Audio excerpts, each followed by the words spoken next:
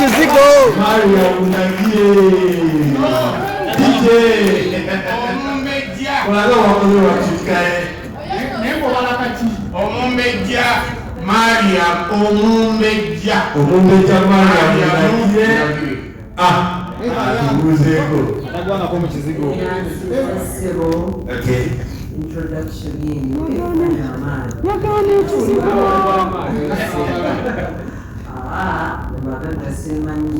Most.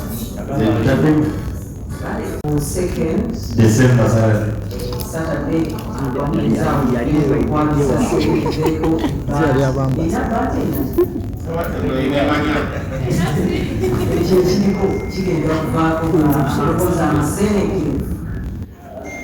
insieme sono quando abbiamo prima la parola di quando lei ha preso e giudice I was going to get another TV. Wali appreciating me. Twebazannya abategesi ab'ekikadde. I was in the first edition and it was fantastic. Era Qute wabali kunonanate nzijensanyukeko n'abamuzi bange. Yimba n'abawuzizza ku social media nyimba ebiwandiko ebiwa lisiti mpanvu nnyo simanyi oba tunaakeesa bukeesa era bikamunyumira jakanyumba kyembasuubiza simanyi nokwogera maninyo okola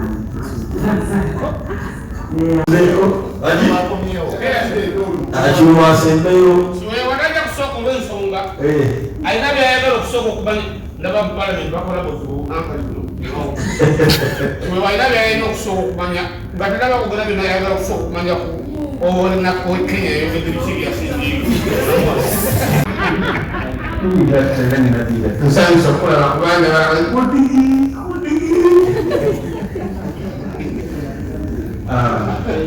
bannamawulire nsanyuse nnyo okubeera nga tuli wano mwebale nnyo as always mwabawagira mwabasitula ate era mwabamenya mukimanyi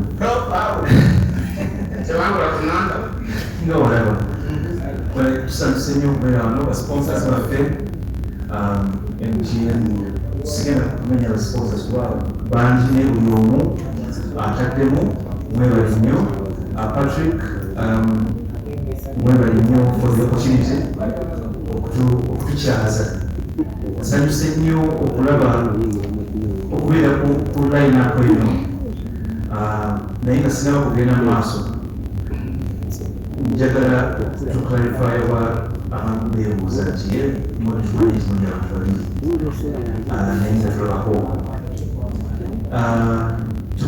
bwe twatuuka byonna emisujja negitukola nze nasigamu kubona amaanyi era wendi ne Patrick naye yawonye naye sawo awumuze ku ddoboozi era yali mu rehaso kati kuba yabadde rehasinga yali kateredde bajoininga biki batukana sure you fendi wetuli tumubuusabuusa era bwemulabako omu mumugyayo butuba ekyo kyakusaana nsanyuse nnyo line-up y'omwaka guno okuba nti no batutaddeko.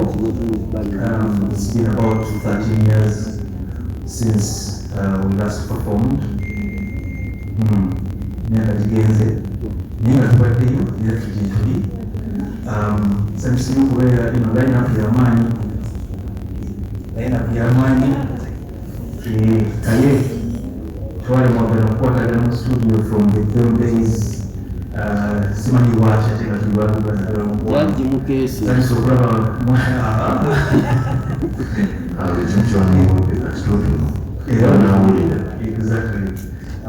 nsanyusa nnyo okusobosa okulaba ku mwana Kiwewa bwe twalinga tutandika oluyimba olwo bigi batugamba nti kati ate ffe Kiwewa aba music simanyi lwaki bakyogera bwe batyo sina nyo byakwogera okugyako nga walabawo ebibuuzo tunabiddamu naye nga ku Lwomukaaga kigenda kwabika nga Mariam bwagambye omumbejja Mariam Ndagire bwagambye Serena egenda kukwata omuliro. Mbalamusizza ne bannamwena abalwaliro ab'amawulire mwenna mwebale ddala kubanga muze. Thank you so much. Mukama abampe omukisa omusukundo gw'omuyiika. God bless you so much. And everybody who is also watching at home or wherever you are, thank you so much. And well, next okusooka nze nga tufikire kubeera nagenda kubeera ku mother father edition ey'ekitadde y'omwaka guno. Well, honestly, thank you so much our sponsors, Night Special and Ndagire Network. Thank you Banva, thank you Later, thank you MTN Uganda, of course. I know they're going to give me a power bank like these two, MTN. And thank you NTV, MBS, thank you all guys, thank you very much. Now, I'm very honored to be on this panel because as you all know, you the media, you have written and followed stories about us the artists. Me as an individual, you've written stories about me when I was at the lowest in my life and the highest in my life. And well, to be here today on the part of the guys who are going to perform for you on Saturday, well, to me that's a magical moment, it's a miracle. And guess what? Kyengenda okubakolera ku lunaku olwo ng'omuntu ssekinoomu tekukirabangako. Mw'ab'amawulire nammwe bakasitoma bali gye muli, tewali yali alabye Qute Kaye kyengenda kukola ku Saturday ku stage. Well, wabaawo wakana zisimbewo zinange nsimbewo nsobola zigattaku ze bagenda okunfuuwa oluvannyuma. So yes, okuba nti Katonda badde mulungi nnyo gye ndi nampa omukisa okusobola okuddamu nyimire ku stage ennene n'abantu ab'amaanyi nga omwami Gerald Kiwewa, nga Ngoni, nga Madam Mariam Ndagire, Sophia Nantongo, Faith Nasolo. I mean, honestly, they say that old is gold. And so old is gold, to my understanding. Zaabu oyo okumufuna bamusima mu mayinja eyo wansi banoonye munoonye naye zaabu kumanya nga wanjawulo ne mu mayinja gyalira tamenyekerayo nti ne bw'aba amongoseeko katono bwe bakakwata ne bakassa mu buliro bakafumba addamu ne yeegatta n'abanga atayokanangako gegamba nti zaabu baalina kakati bananga olunaku lwaliro mu kitadde babagambye babaleetedde old is gold tugende mu kikale kati zi muzungu let's go to the oldies. Mugenda kujja mu zzaabu. Era nze mbagamba amaloboozi abalina okugawawula twagawawulire naye amaloboozi gaffe sigakuwawula obudde bwagawawula. Buli lwobeera ng'ekintu okikoze ebbanga ddene obeera tukyalinga abaana batandika okukikola kati amaloboozi obudde bwagawawula. Kati ate nze ne bannange nkyemba adressinge fena twawulirako ku incidenti y'akataala enjaga luzuuyo mu rihaavu nze manyi mutemumanyi ne covid naye negatyo kati nze no covid yakinkola nti mu covid ng'ate ndi mu rihaavu.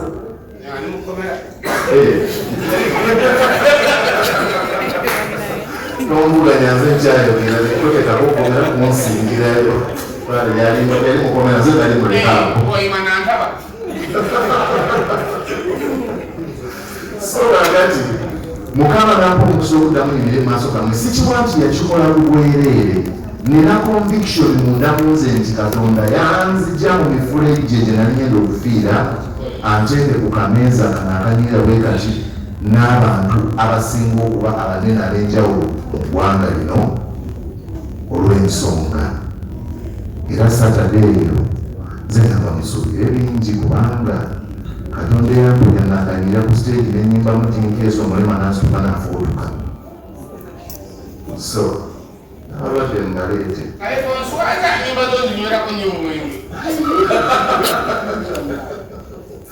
era bw'oba onywa tekirina buzibu.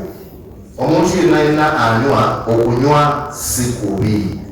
Okunywa nga lwakitoakatunulizinogaakatonda okunywa si kubi, nywa bw'oba onywa. Yesu we yali ajja yagamba yajja okununula okulokola aboonoonyi.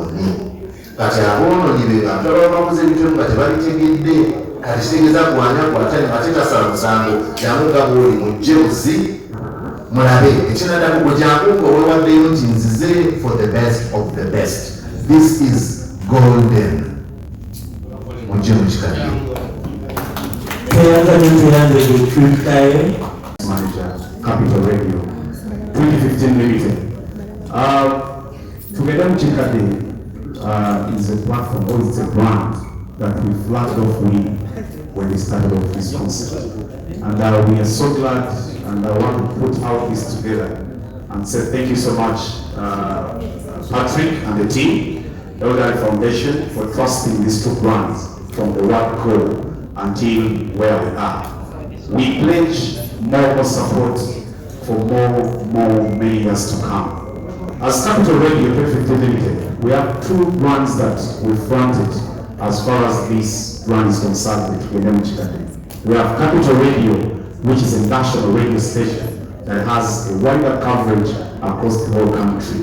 And we also have FM, our Uganda station, which is broadcasting within Kampala, Greater Kampala, and of course Masaka. So these two brands front to ensure that we have a wider reach and coverage of our message that we want to push out there. So our role as Capital Radio, together with FM, is to ensure that authentic information that is credible to everyone is put out there. So when someone listens to Capital and hears about Bimuweddeko, it is a plus. When someone hears about FM putting out information, it is credible. So as both brands, what we believe in is to put out credible and trustworthy information. So we believe we've done our part. We are still making more noise for the last couple of days to ensure that at least even those that have really not got much to know still get the information. We have a couple of tickets that we shall be giving out on air starting from today. It has been actually from the start of the week. So until the D-Day, we'll be giving out a couple of tickets on our on-air platforms together with our social media platforms. Wako Qute, but for starters, I want to welcome everyone. Era okutegeeza wako tugere mu kikadde mbeera wakassebo olutowa nsaba okutuusa okwebala ngenda kwogera oluzungu n'oluganda naye for starters I think I want to thank every single one of you that has come through. That's one. Our sponsors, MTN, United Special, NTV, Spark, and every single one of you that has believed in this right from the start. Our EV, Mariam, Ndagire, organizers, I think it is a testament. Remember, Mariam Ndagire is around since the back. It is those are voices, Mariam. I'm privileged to be seated on the same table with one of my mentors, AD. That gentleman there has seen and all of us go up. So I only have one chance to prove that I can actually create a platform for him to feel proud of me. He's one of those people that keeps tabs on me, tells me good work, good work, good work. So AD, Qute, Kiwewa, the champion, as always. I must tell you, this year's lineup is legit. It's solid. So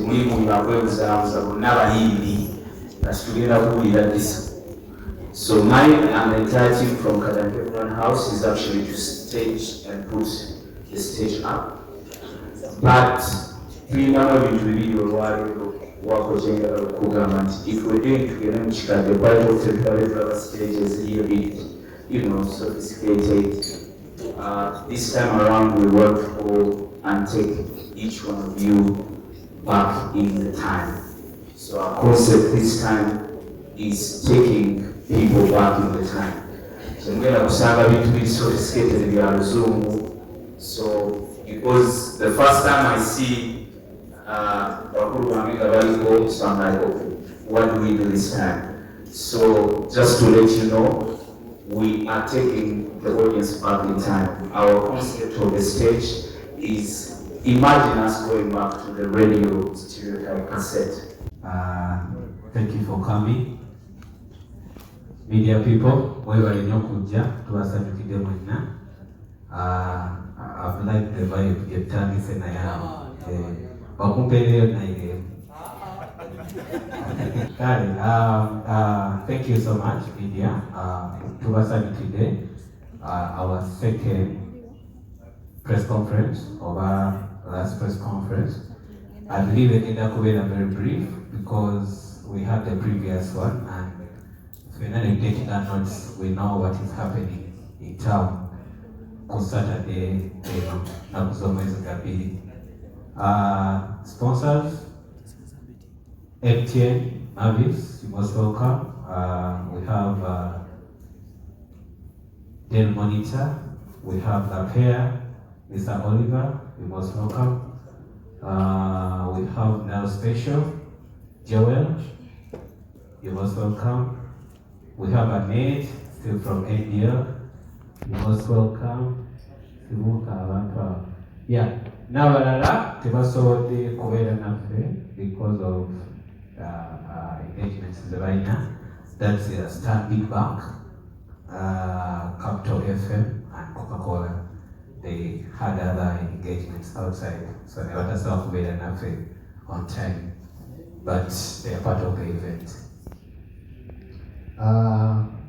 Abayimbi they Kiwewa sense of kusanga ogoko. Usanze banje usanze. Vama sense kula mzembera ku. Sense of kula mzeiwa. Nani nasaje kudda. Qute Kaye, you're most welcome, my brother. Omsama. AD from Boni, you're most welcome, my brother. And my mama, Mariam, Ndagire, you're most welcome. Yeah. Ensonga. So, nabasigaddeyo tuli mu studio.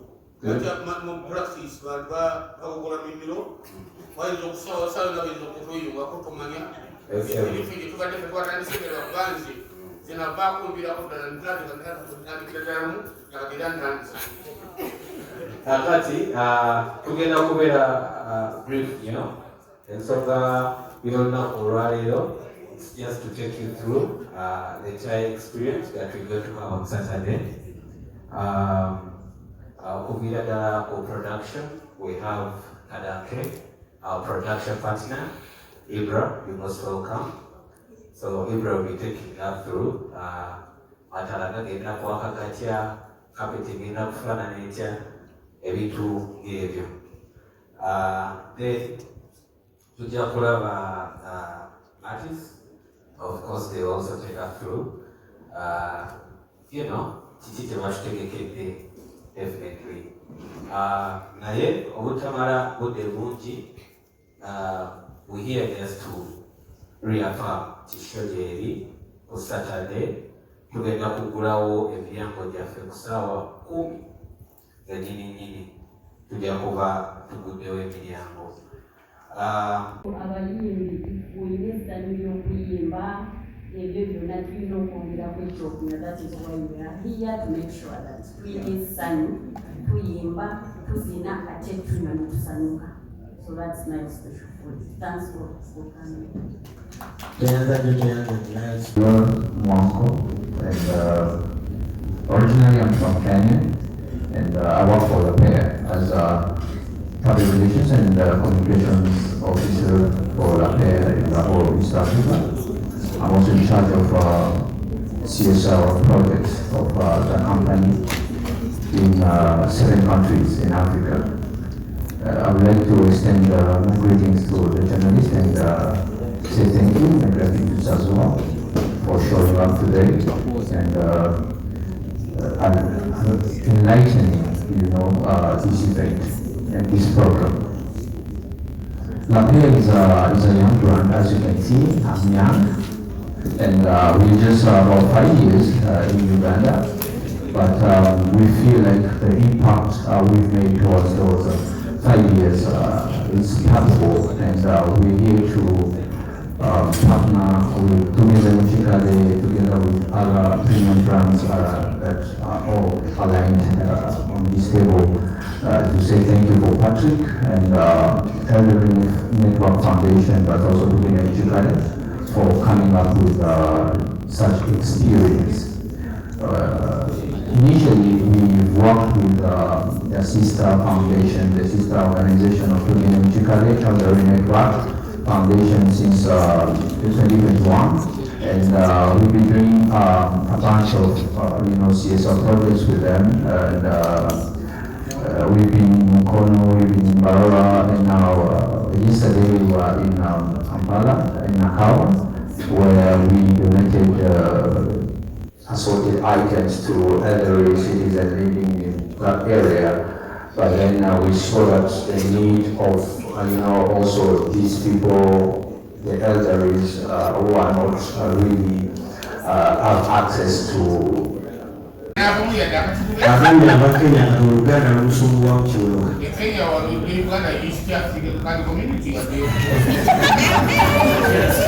I'm very pleased to be part of Qute.